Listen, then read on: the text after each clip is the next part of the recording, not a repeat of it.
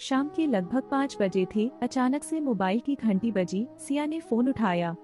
प्रिंसी ने पूछा, दीदी किसका कॉल था? सिया ने कहा, मम्मी का। वह कह रही थी कि अभी उन्हें घर आने में 1 घंटा और लगेगा। जौनपुर शहर के छोटे से कस्बे केराकत में लालचंद्र का परिवार रहता है। घर में पत्नी के साथ 2 बेटियां हैं। सिया ग्रेजुएशन तो वहीं, प्रिंसी 11वीं में पढ़ाई कर रही है। आज माँ पापा के साथ कहीं बाहर गई हैं और दोनों उनके लौटने का इंतजार कर रही हैं। थोड़ी देर बाद डोरबेल बजी। प्रिंसी ने दरवाजा खोला तो मम्मी पापा खड़े थे। माँ के हाथ में एक पिंजरा था जिसमें एक छोटा सा खरगोश का बच्चा था, जिसकी सम्मोहित करने वाली जेली जैसी काली आंखें, छोटी सी हिलती हुई नाक और खड़े कानों ने तो पहली नजर में ही उन्हें आकर्षित कर लिया।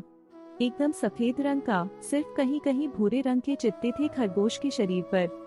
प्रिंसी जाकर माँ के गले लग गई। थैंक यू माँ, आखिर आप मान ही गई। इस परिवार में एक अरसे से कुत्ता या बिल्ली पालने की अर्जियां माँ के पास लगाई जा रही थी, लेकिन वे हमेशा खारिज कर दी जाती क्योंकि माँ को अपने हिस्से का काम नहीं बढ़ाना था। लेकिन आज माँ का इतना बड़ा हृदय परिवर्तन देखकर बच्चों की खुशी का ठिकाना न था। माँ ने प्रिंसी को खुद से अलग करते हुए कहा, ओ हेलो, ये मैं अपने घर के लिए नहीं लाई हूँ। ये खरगोश तो बुआ का है। हम आज अपने जिस रिश्तेदार के घर पर गए थे, उनके यहाँ पर खरगोश के बच्चे थे, जिसमें से एक बुआ को चाहिए था, लेकिन अभी वो 1 हफ्ते के लिए अहमदाबाद गई हैं, इसलिए हम इसे घर पर लेकर आए हैं।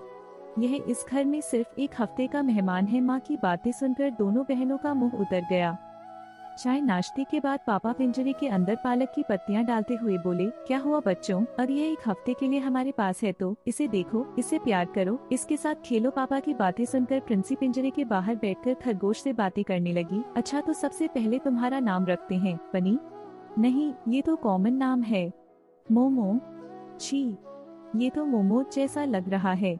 चूचू?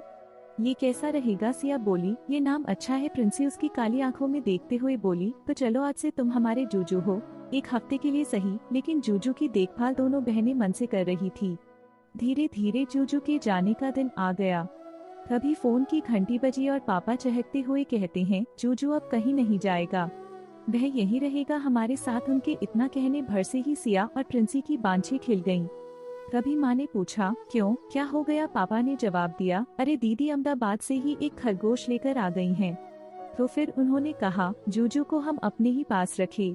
प्रिंसी ने जूजू को तुरंत पिंजरे से निकाला और माँ की तरफ करते हुए कहा, माँ, यह है तुम्हारा तीसरा बच्चा, जूजू, हमारे परिवार का नया सदस्य। माँ ने मुँह बनाते हुए कहा, हाँ जूजू, अब तू हमारा बेटा है, लेकिन प्रिंसी तुम ही इसका सब कुछ करना, मैं हाथ नहीं लगाऊंगी। जूजू ने अपने कान हिलाकर घर का नया सदस्य बनने की खुशी जाहिर की। आपको यह कहानी कैसी लगी हमें कमेंट कर जरूर बताएं। इसी तरह की अच्छी कहानियां आप यहाँ पर पढ़ सकते हैं। यहाँ उपस्थित शिक्षाप्रद कहानियां आपका मनोरंजन करने के साथ दिशा भी देंगी। तो बने रहिए हमारे साथ और हमारे प्रयास को सफल बनाएं।